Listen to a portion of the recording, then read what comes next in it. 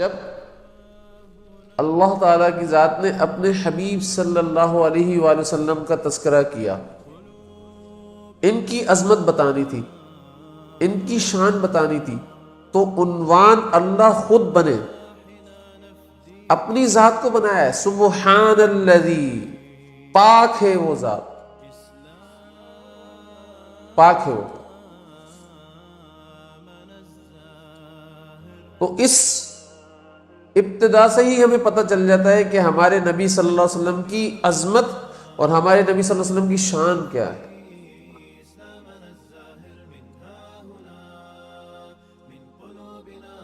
حضرت فرمایا کرتے تھے کہ نبی کی شان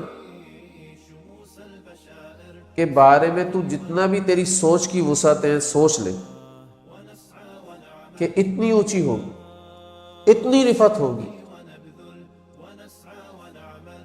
جتنا سوچنا چاہتے سوچ، اپنی سوچ کے گھوڑے کو جتنا دوڑانا چاہتے دوڑا لے،